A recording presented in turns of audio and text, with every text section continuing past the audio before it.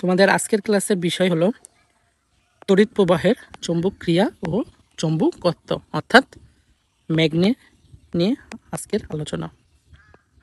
তো আলোচনা শুরু করার আগে আমরা একটা বিষয় দেখে নিই। মেডিকেল প্রস্তুতির জন্য ফিজিক্স আসলে আমাদের কিভাবে পড়া উচিত। মেডিকেলের ভর্তি পরীক্ষার জন্য ফিজিক্সের কখনোই সম্পূর্ণ বই পড়তে হবে না এবং ইসাক স্যারের বাইরে কোনো বই পড়ার প্রয়োজন নেই। তো আমরা ফিজিক্সটা আসলে পড়বো কিভাবে পড়লে আমরা 20 পাবো। আমি নিজেও 19টা করে আসছিলাম, একটা শুধু অ্যান্সার করা হয় নাই। তো পড়ার স্ট্র্যাটেজিটা আমি তোমাদের বলে দিই। প্রথমে ইসাক স্যারের দাগানো বই, শুধু দাগানো লাইনই পড়বে, দাগানো লাইনের বাইরে কোনো কিছু পড়ার দরকার নেই। দ্বিতীয় কি, দেখবা প্রত্যেকটা অধ্যায়ের শেষে সারসংক্ষেপ আছে, সেই সারসংক্ষেপগুলো মার্ক করে পড়ে নেবে। তৃতীয় কি, প্রত্যেকটা অধ্যায় পড়ার শেষে বহু নির্বাচনী ব্যতীত অনুশীলনীর যে এমসিকিউগুলো আছে সেগুলো বুঝে সলভ করবে। কার অনুশীলনী সলভ করবে? ইসাক স্যার এবং তপন স্যার। এখন ভাইয়া, ইসাক স্যার আর তপন স্যার মিলে তো একটা অধ্যায়ের প্রায় 300-400 করে এমসিকিউ, তাইলে কি বলবো? ফার্স্ট তোমার কাজ হলো ইসাক স্যারের অনুশীলনী শেষ করা, দেন ইসাক স্যারের অনুশীলনীর বাইরে তপন স্যারের বইয়ে যে এক্সট্রা এমসিকিউগুলো ছিল সেগুলো তোমরা মার্ক করে পড়া। বিষয়টা বোঝাইতে পারছি? তোমরা যদি এইভাবে পড়ো ফিজিক্স, ইনশাল্লাহ 20-এ কারো 18 বা 19-এর নিচে আসবে না। তো সর্বপ্রথম আমাদের যে বিষয় জানতে হবে যে তড়িৎ প্রবাহের চৌম্বক ক্রিয়া বলতে আসলে আমরা কি বুঝি। ধরো এটা একটা তড়িৎদ্বার অর্থাৎ তড়িৎ তার, এর মধ্যে যদি আমরা বিদ্যুৎ প্রবাহ করি তাহলে এর আশেপাশে একটা নির্দিষ্ট অঞ্চল জুড়ে একটা ক্ষেত্র সৃষ্টি হবে। যে ক্ষেত্রের মধ্যে কোনো বস্তু আসলে তাকে এই ক্ষেত্র চুম্বক হিসেবে আকর্ষণ করবে। অর্থাৎ এই তড়িৎদ্বারের আশেপাশে যে একটা নির্দিষ্ট অঞ্চল জুড়ে একটা চৌম্বক ক্ষেত্রের সৃষ্টি হচ্ছে, সেটাই হলো তড়িৎ প্রবাহের কারণে চৌম্বক ক্রিয়া। এখন এই তড়িৎ প্রবাহের চৌম্বক ক্রিয়া সর্বপ্রথম আবিষ্কার করেন কে? সর্বপ্রথম আবিষ্কার করেন ওয়েরস্টেড।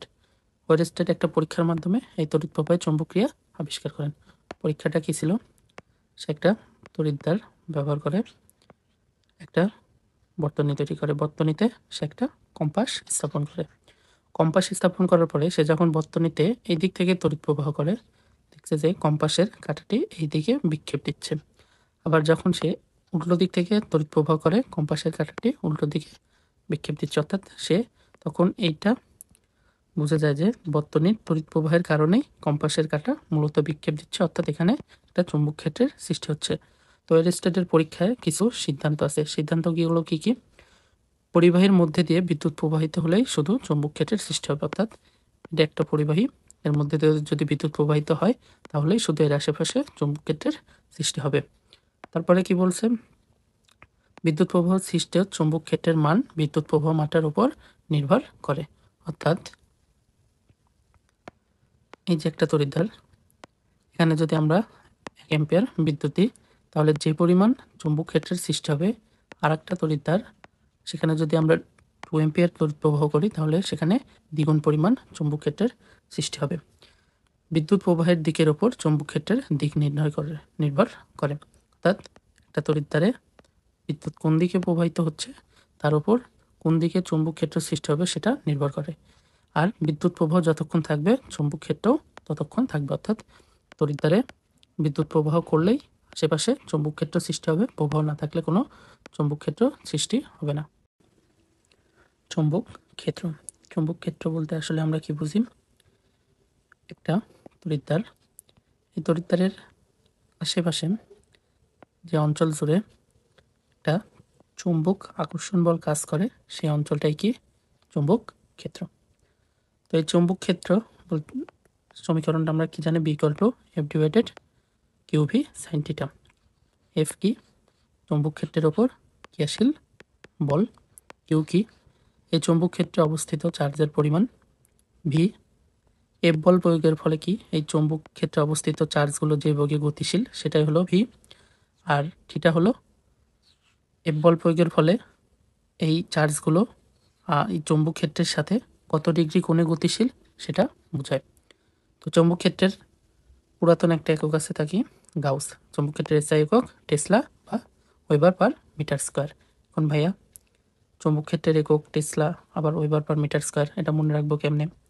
দেখো, একটা সঠিক ক্ষেত্র, একটা দুইটা, ওয়েবার একটা শব্দ দুইটা শব্দ, এখানে দুইটা, এখানে -2, আশা করি মনে থাকবে। আরেকটা জিনিস কি, 1 টেসলা সমান 10⁴ গাউস, কিন্তু 1 গাউস সমান তাহলে 10⁻⁻4 টেসলা। এটা বিগত সালের ম্যাথ কোশ্চেন, অর্থাৎ পরিবর্তন এবং একক এখানের জন্য মোস্ট ইম্পর্ট্যান্ট একটা কোশ্চেন। এবারে আসি বিদ্যুৎ প্রবাহে সৃষ্ট চৌম্বক ক্ষেত্রের দিক নির্ণয় পদ্ধতি। বিদ্যুৎ প্রবাহের ফলে যে সৃষ্ট চৌম্বক ক্ষেত্র হয় তার দিক নির্ণয়ের দুইটা পদ্ধতি রয়েছে, একটা ম্যাক্সওয়েলের কক স্ক্রু পদ্ধতি আর একটা ফ্লেমিংয়ের ডানহস্ত নিয়ম 2 পদ্ধতি।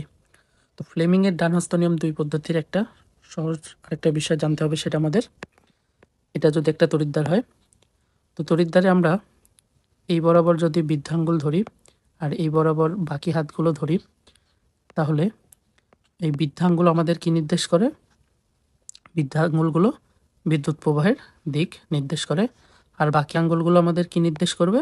চুম্বক ক্ষেত্রের দিক নির্দেশ করবে। এটা বিদ্যুতের দিক এবং বাকি আঙ্গুলগুলো চুম্বক ক্ষেত্রের দিক নির্দেশ করবে।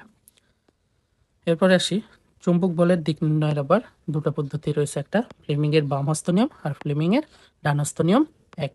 এখন এখানে একটা জিনিস অবশ্যই মনে রাখতে হবে, চুম্বক বলের দিক নির্ণয়ের ক্ষেত্রে ফ্লেমিংয়ের ডান হস্ত নিয়ম 1 ব্যবহার হয়েছে না 2 ব্যবহার হয়েছে, এবং বিদ্যুৎ প্রবাহের সৃষ্ট চুম্বক ক্ষেত্র নির্ণয়ের দিক নির্ণয়ে নিয়ম 1 ব্যবহার হয়েছে না 2 ব্যবহার হয়েছে, অবশ্যই জিনিস মাথায় রাখতে হবে।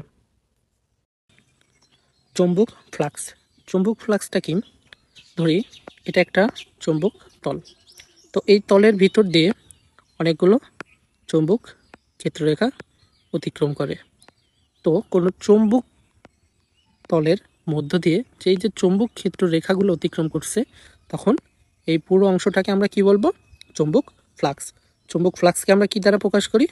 মিউ দ্বারা প্রকাশ করি। চুম্বক ফ্লাক্স ইকুয়াল টু কি? Mu equal to B A. B কি? চুম্বক ক্ষেত্রের মান। এই যে আমাদের চুম্বক ক্ষেত্র, তার মান এ হলো চুম্বক ক্ষেত্রের তলের মান। তো চুম্বক ফ্লাক্সের একক কি? ওয়েবার, টেসলা মিটার স্কোয়ার বা নিউটন মিটার পার অ্যাম্পিয়ার। চুম্বক ফ্লাক্সের একক ওয়েবার বা tesla, metre square, newton metre per ampere. এবার আসি চুম্বক ফ্লাক্স ঘনত্ব। তো আমরা দেখছি কি, যে এটা একটা চুম্বক ক্ষেত্র, এর মধ্যে দিয়ে যতগুলো চুম্বক ক্ষেত্র রেখা অতিক্রম করে, তখন এই অংশটাকে আমরা কি বলি? চুম্বক ফ্লাক্স। এখন চুম্বক ফ্লাক্স ঘনত্ব।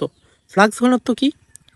এই যে আমরা যে নির্দিষ্ট একটা ক্ষেত্রের মধ্যে দিয়ে যে কি পরিমাণ চুম্বক ক্ষেত্ররেখা অতিক্রম করছে, সেটাই কি ঘনত্ব না? এখানে যদি আমরা বেশি ক্ষেত্ররেখা অতিক্রম করে তাহলে ঘনত্ব বৃদ্ধি পাবে, ক্ষেত্ররেখা যদি কম অতিক্রম করে এই চুম্বক ক্ষেত্রের মধ্যে দিয়ে, তাহলে কি ঘনত্ব কম হবে। তো এই যে চুম্বক ক্ষেত্রের মধ্যে দিয়ে কি পরিমাণ আমাদের চুম্বক রেখাগুলো অতিক্রম করছে, কি পরিমাণ রেখা চুম্বক ক্ষেত্রের মধ্যে অতিক্রম করছে, কম না বেশি, সেটাই কি আমাদের চুম্বক ফ্লাক্স ঘনত্ব।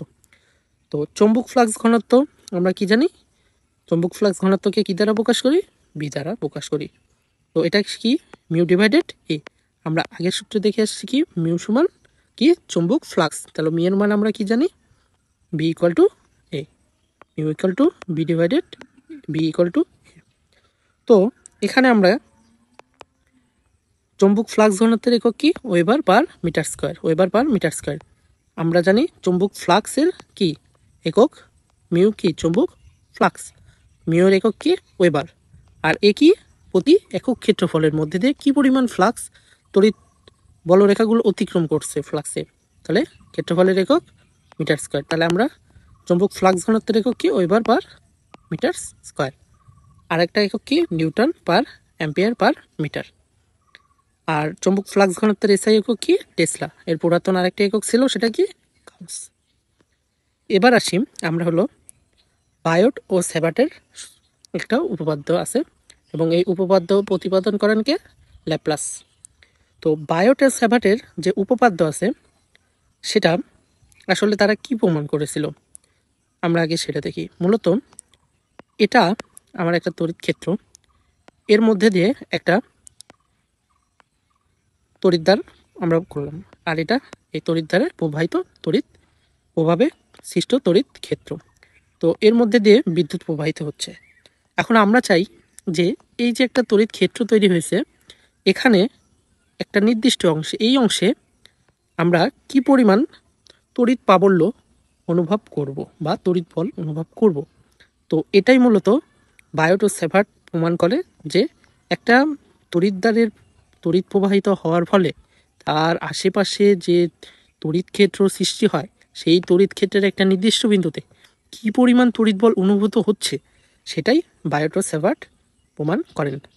তো এটা কি, এখন আমরা কি জানি, তড়িৎ প্রাবল্য, চৌম্বক প্রাবল্য সমান কি, μ0 divided 4 pi I DL sine alpha r square. এটা মানে কি বোঝাইছে, আমরা বিষয়টা আবার দেখি।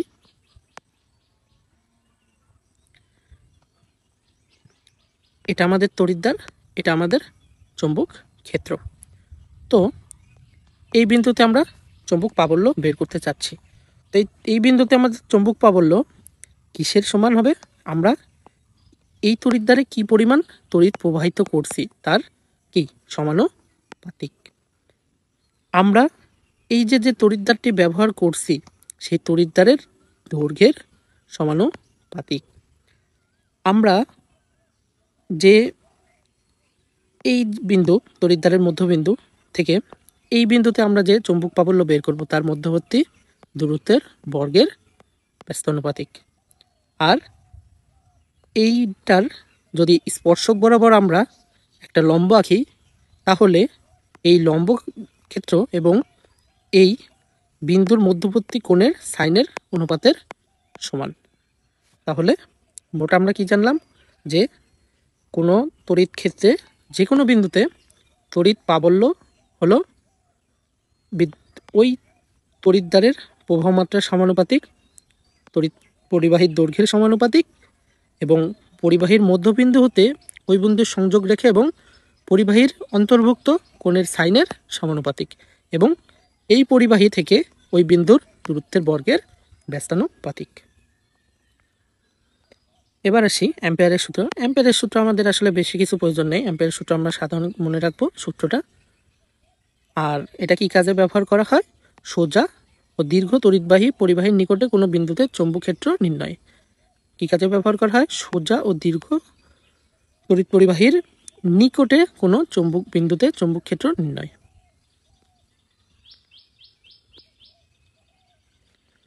এবার আসি চৌম্বক ক্ষেত্রে গতিশীল আধানের উপর বল। এটা আমরা একটা চৌম্বক ক্ষেত্র।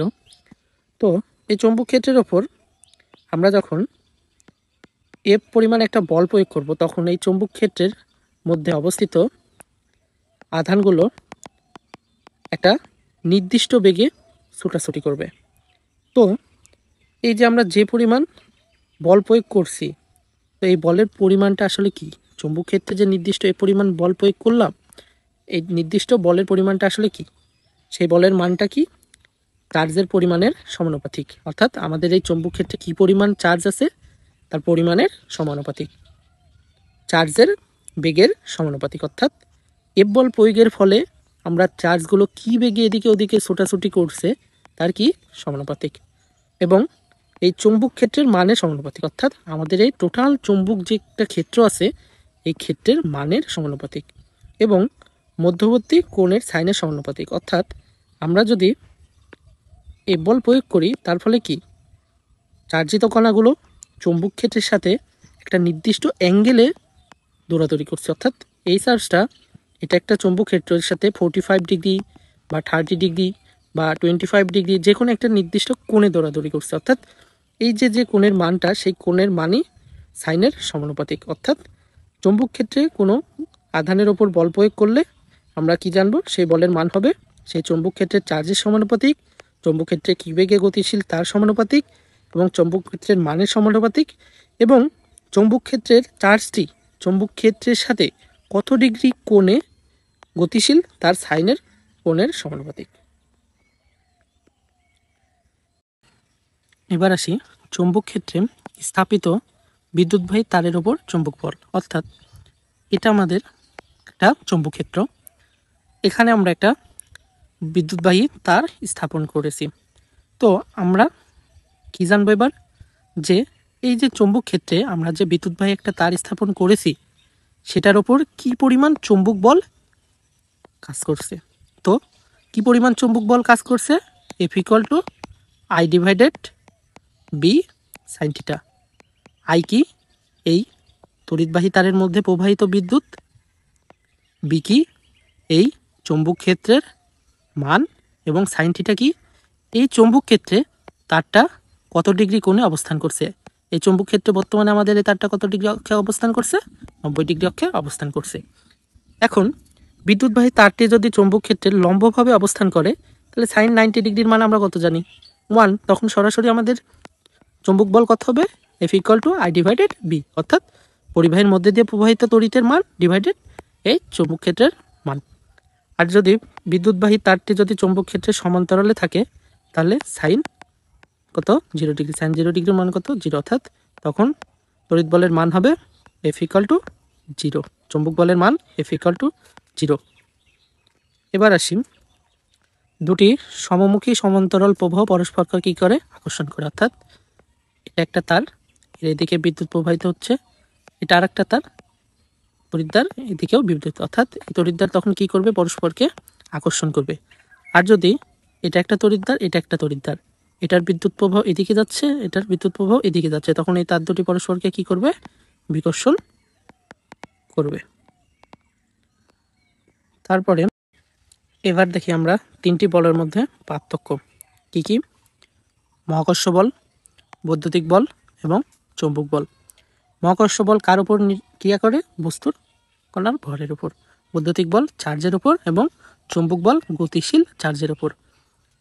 মহাকর্ষ বল ভর, বৈদ্যুতিক বল চার্জ এবং চৌম্বক বল কি, গতিশীল বল। এই জিনিস আমরা ভালো করে মনে রাখবো, চৌম্বক বল কি, গতিশীল চার্জ। তারপরে মহাকর্ষ বলে চার্জ কি থাকে, স্থির থাকে। বৈদ্যুতিক বলেও চার্জ স্থির থাকে। চৌম্বক বলের চার্জ কি অবস্থায় থাকে, গতিশীল অবস্থায় থাকে। কারণ আমরা কি দেখেছিলাম একটু আগে, এফ বল একটা চৌম্বক ক্ষেত্রের ওপর যখন আমরা ক্রিয়া করি তখন এর মধ্যে বিদ্যমান চার্জগুলো কি নির্দিষ্ট বেগে ছোটাছুটি করে, অর্থাৎ চার্জগুলো সবসময় কি অবস্থায় থাকে, গতিশীল অবস্থায় থাকে। মহাকর্ষ বল কি করে, বস্তুদ্বয় সংযোগ সরল রেখা বরাবর ক্রিয়া করে। বৈদ্যুতিক বল চার্জের সংযোগ সরল রেখা বরাবর ক্রিয়া করে, আর চৌম্বক বল বেগের অভিলম্ব বরাবর ক্রিয়া করে। অর্থাৎ আমরা এফ বল প্রয়োগ করলাম একটা বস্তুর উপর, চার্জ তড়িৎ ক্ষেত্রের উপর, তো কি করবে, যে এইটা যে চার্জ, এই চার্জ যে বেগে যাচ্ছে তার লম্ব দিক বরাবর কি করবে, চৌম্বক বল ক্রিয়া করবে। অর্থাৎ চার্জের বেগ যদি এদিকে ভি হয়, বল ক্রিয়া করবে তার লম্ব বরাবর এদিকে এফ বলে। মহাকর্ষ বল আমরা কি জানি, F = Gm1 m2 divided r²। বৈদ্যুতিক বল F = K q1 q2 divided d²। চৌম্বক বল কি, F = Q V B sine theta. এরপরে আসি হল ক্রিয়া বা হল প্রভাব। হল ক্রিয়া বিষয়টা কি সেটাকে আমাদের স্পষ্টভাবে জানতে হবে। ধরি এটা আমাদের একটা যে কোনো ধাতব খণ্ড, এর কাছাকাছিতে আমরা একটা চুম্বক নিয়ে আসলাম। তো এই চুম্বক নিয়ে আসার ফলে কি হবে, এই ধাতব খণ্ডের যে পজিটিভ এবং নেগেটিভ চার্জগুলো ছিল সেগুলো, পজিটিভ চার্জগুলো বা নেগেটিভ চার্জগুলো উপরে চলে যাবে, আর নেগেটিভ চার্জগুলো বা যে কোনো পজিটিভ চার্জ নিচে চলে আসবে। অর্থাৎ পজিটিভ চার্জগুলো একদিকে যাবে, নেগেটিভ চার্জগুলো একদিকে চলে আসবে। তো এটা আসার কারণে এই স্থানে একটা বিভব পার্থক্যের সৃষ্টি হবে। তো এই যে বিভব পার্থক্যের সৃষ্টি এবং এই পজিটিভ চার্জ ও নেগেটিভ চার্জের যে একদিকে একে অপরের বিপরীত দিকে থাকা, সেই ক্রিয়াই কি, হল ক্রিয়া বা হল বিভব। তো এই হল ক্রিয়া বা হল ক্রিয়া বা হল প্রভাবের ব্যবহার কি, চার্জের প্রকৃতি নির্ণয় ব্যবহার করতে পারি, যে চার্জটা কি। যেমন আমরা এখানে একটা চৌম্বকখণ্ড রাখছি, তো এখানে যে নিচে যে চার্জগুলো আছে সেগুলো পজিটিভ না নেগেটিভ, সেটা আমরা কি থেকে জানতে পারবো, এই হল ক্রিয়া প্রভাব থেকে জানতে পারবো। তারপরে একক আয়তনে চার্জের সংখ্যা, অর্থাৎ এই যে আমাদের একটা ধাতব খণ্ড, এর একক আয়তনে কি পরিমাণ চার্জ অবস্থান করবে সেগুলো আমরা এই হল ক্রিয়া বা হল প্রভাব থেকে জানতে পারবো। তারপরে হল ভোল্টেজের রাশিমালা নির্ণয় করতে পারবো, অর্থাৎ এই যে যেখানে আমাদের একটা বিভব পার্থক্যের সৃষ্টি হলো সেই বিভবের রাশিমালা আমরা নির্ণয় করতে পারবো। আর আরেকটা বিষয় কি, যে হল বিভব একক আয়তনে চার্জ সংখ্যার ব্যস্তানুপাতিক, অর্থাৎ V1 চার্জ, অর্থাৎ হল বিভব এই যে একটা একক আয়তনের ধাতব দণ্ড, এতে বিদ্যমান চার্জ সংখ্যার ব্যস্তানুপাতিক।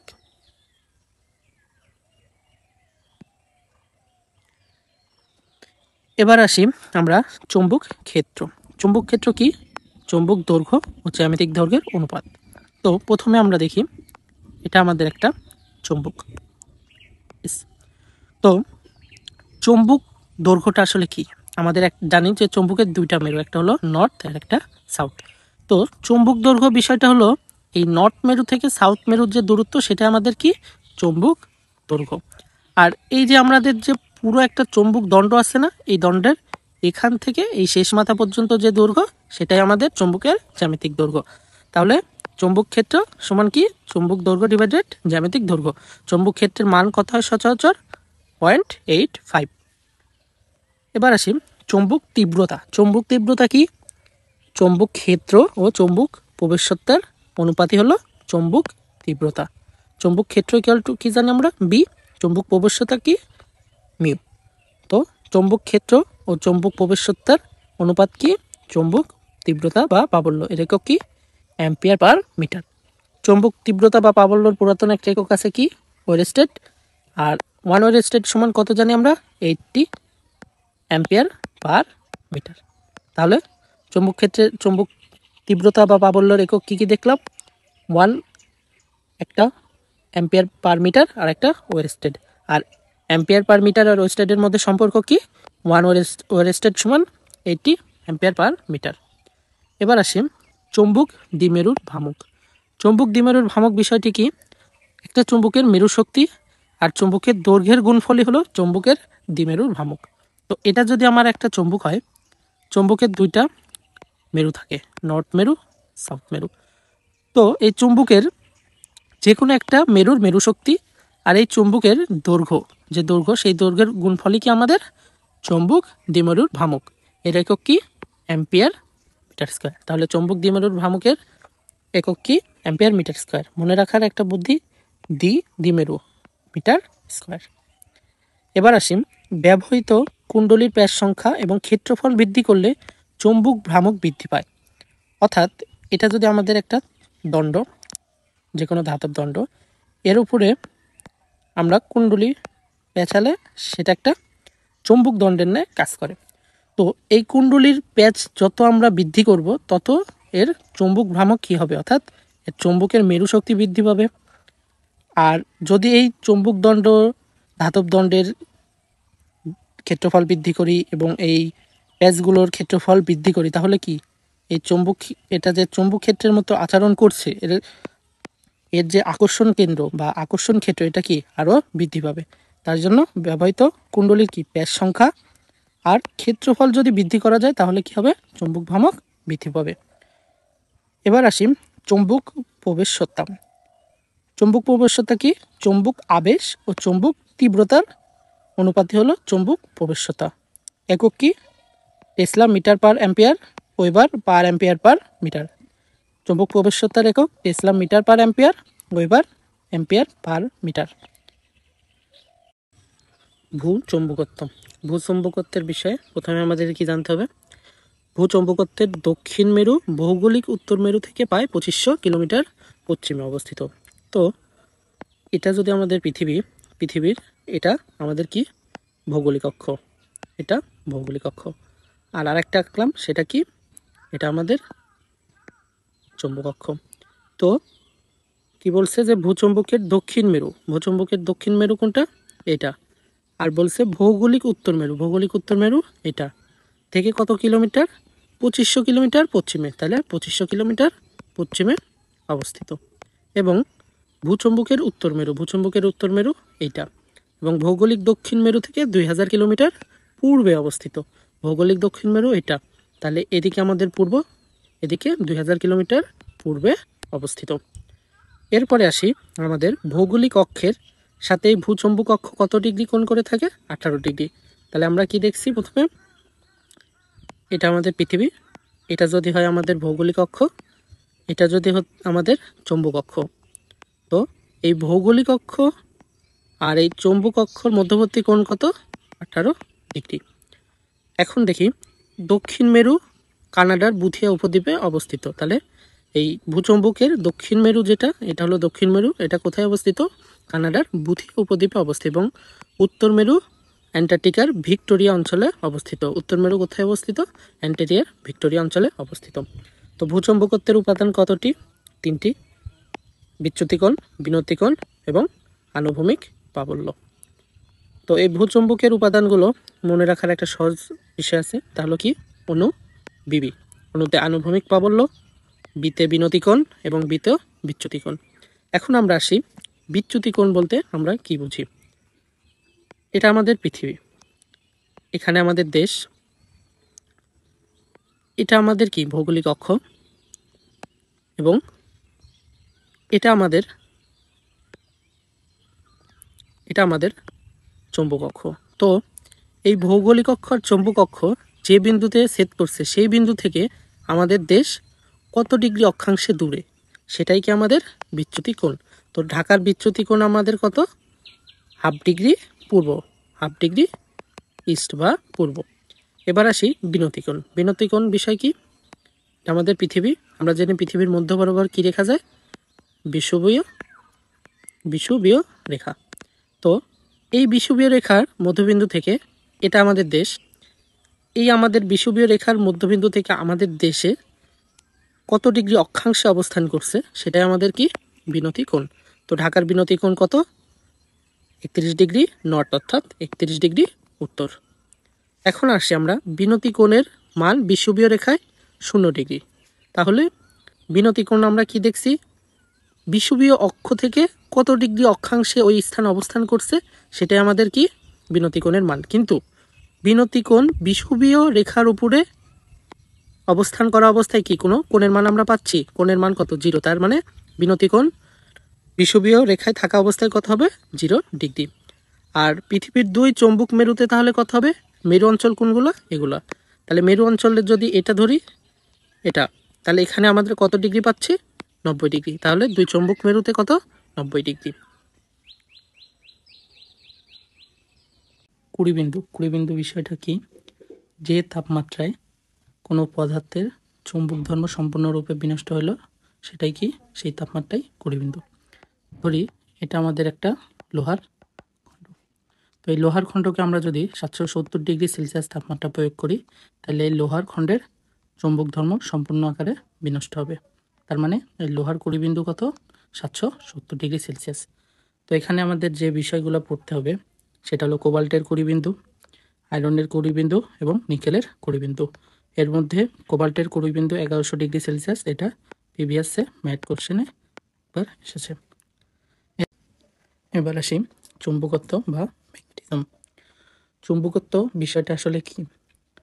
কোনো একটা পদার্থের যে চুম্বকের প্রতি আকর্ষণ করবে কি বিকর্ষণ করবে, সেই যে একটা ধর্ম আছে, সেটাই কি? চুম্বকত্ব বা সেই পদার্থের চুম্বক ধর্ম।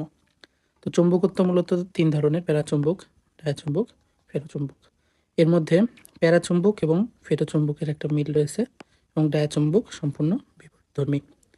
প্যারাচুম্বক বিষয়টা কি? ধরি এটা আমাদের একটা সোডিয়াম একটা প্যারাচুম্বক জাতীয় পদার্থ। এর কাছে যদি আমরা একটা চুম্বক দণ্ড নিয়ে আসি, তো এই সোডিয়াম ধাতুটি চুম্বক দণ্ডকে সামান্য পরিমাণে আকর্ষণ করবে, এবং এই চুম্বক ধর্মের সংস্পর্শে থাকার কারণে সোডিয়ামটি সামান্য চুম্বকের মতো আচরণ করবে। এবার আসি ফেরোচুম্বক।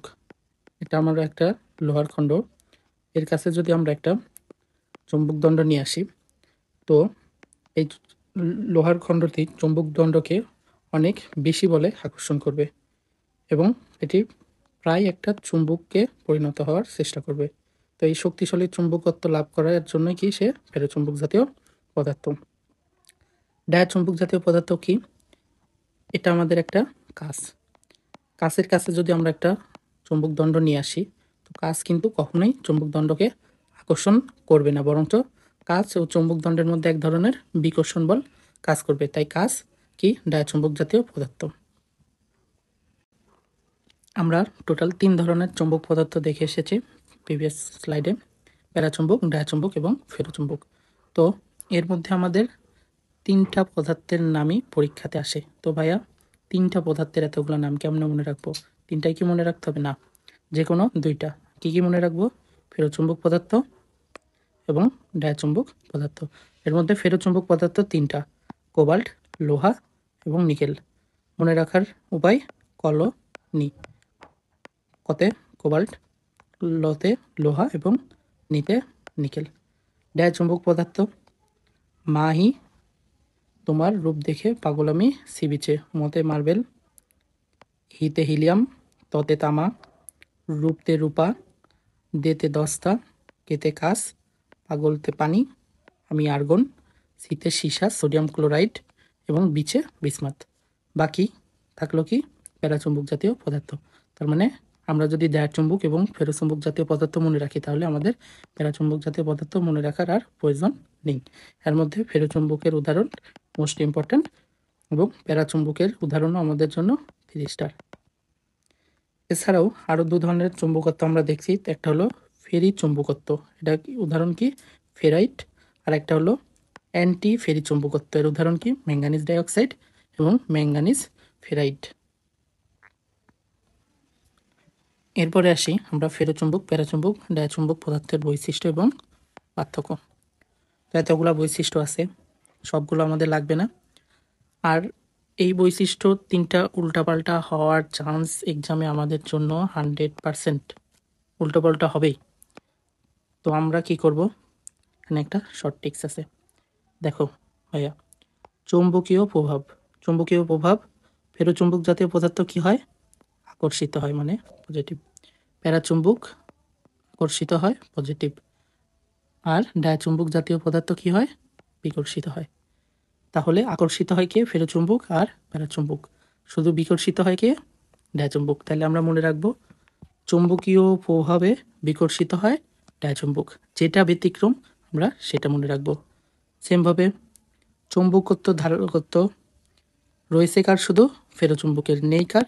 প্যারাচুম্বক এবং ডায়াচুম্বকের। মনে রাখবো কারটা? যে ফেরোচুম্বকের চুম্বকীয়ত্ব চুম্বক ধারকত্ব রয়েছে। 20 বিন্দু কার আছে? শুধু ফেরোচুম্বক জাতীয়, নেই কার? প্যারাচুম্বক, ডায়াচুম্বক। মনে রাখবো কোনটা? যে ফেরোচুম্বকের 20 বিন্দু রয়েছে। হিস্টেরেসিস, হিস্টেরেসিস বিষয়টা কি সেটা আমরা পরে জানতেছি। রয়েছে কার? ফেরোচুম্বকের, নেই কার? প্যারাচুম্বক, ডায়াচুম্বক। একটা বিষয় যদি লক্ষ্য করো, শুধু চুম্বকীয় প্রভাব ব্যতীত রয়েছে কার বেশি? ফেরোচুম্বকের বেশি। নেই কারদের বেশি? প্যারাচুম্বক এবং ডায়াচুম্বকের বেশি। চুম্বক প্রবেশকতা ফেরোচুম্বকের কত?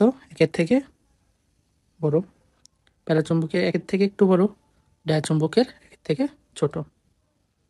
তো হিস্টেরেসিস বিষয়টা আসলে কি? এবার আসি অস্থায়ী চুম্বকের ব্যবহার। তার আগে জানি অস্থায়ী চুম্বক আসলে কি। যে সকল চুম্বকের চুম্বক ধর্ম খুবই ক্ষণস্থায়ী, অর্থাৎ বিশেষ কোনো প্রয়োজনে বা বিশেষ কোনো কিছুর প্রভাবে যখন একটা পদার্থের চুম্বক ধর্ম দেখা যায়, সেগুলোই হলো অস্থায়ী চুম্বক। যেমন কি এটা একটা তড়িৎ তার, এর আশেপাশে তড়িৎ প্রবাহের ফলে অস্থায়ী একটা চুম্বক ক্ষেত্রের সৃষ্টি হয়, এটাই এক ধরনের অস্থায়ী চুম্বক। তো অস্থায়ী চুম্বকের ব্যবহারগুলোর মধ্যে কি আছে? মোটর জেনারেটর, ট্রান্সফরমার, ক্রেন তৈরিতে, টেলিফোনের ইয়ারপিস তৈরিতে, দরজার চুম্বক তালায় ব্যবহার করা হয়। এরপরে আসি আমরা স্থায়ী চুম্বকের ব্যবহার। স্থায়ী চুম্বক কোনগুলো? যাদের চুম্বকত্ব সহজে বিলুপ্ত হয় না। স্থায়ী চুম্বকের মধ্যে সবচেয়ে স্থায়ী পরিচিত হলো স্থায়ী চুম্বক সিরামিক চুম্বক। এটা ব্যবহার করা হয় কম্পিউটারের চিঠির ফিতা তৈরিতে, টেপ রেকর্ডারের ফিতা এবং রেডিও অ্যান্টেনা তৈরিতে। এখন আমাদের এখানে কয়েক ধরনের চুম্বক আছে এবং সেই চুম্বকগুলো কি উপাদান দিয়ে তৈরি এবং সেই চুম্বকগুলো কি কাজে ব্যবহার করা হয় এটা আমাদের জানতে হবে। বিগত সালে এখান থেকে একটা কোশ্চেন এসেছে, তার মানে এখান থেকে কোশ্চেন আসার সম্ভাবনা পুনরায় শতভাগ। তো আমরা দেখি প্রথমেই পারম্যালয়। পারম্যালয় কী কী উপাদান দিয়ে তৈরি? লোহা, নিকেল ও সংকর ধাতু। ব্যবহার করা হয় কী কাজে? তড়িৎচুম্বক তৈরিতে। সিরামিক চুম্বক। সিরামিক চুম্বক কী কাজে ব্যবহার করা হয়? কম্পিউটারের স্মৃতির ফিতা তৈরিতে, টেপ রেকর্ডারের ফিতা তৈরিতে, রেডিওর অ্যান্টেনা তৈরিতে ব্যবহৃত হয়। বিকালয়। বিকালয় আর এক নাম কি? স্টেলয় বা কাঁচা লোহা। বিকালয় কিসের তৈরি? লোহা প্লাস 4% সিলিকনের মিশ্রণ। বিকালয় কিসের তৈরি? লোহা প্লাস 4% সিলিকনের তৈরি। বিকালয় কি ব্যবহার করা হয়? ডায়াফ্রাম, ডায়নামো ও মোটরের আর্মেচার তৈরিতে। কি কাজে ব্যবহার করা হয়? ডায়াফ্রাম, ডায়নামো এবং মোটরের আর্মেচার তৈরিতে। মাম মেটাল। মাম মেটাল কিসের উপাদান থাকে? লোহা, কোবাল্ট ও ভ্যানাডিয়াম। ব্যবহার করা হয় কী কাজে? টেপ রেকর্ডিংয়ের ফিতা তৈরিতে ব্যবহৃত হয়।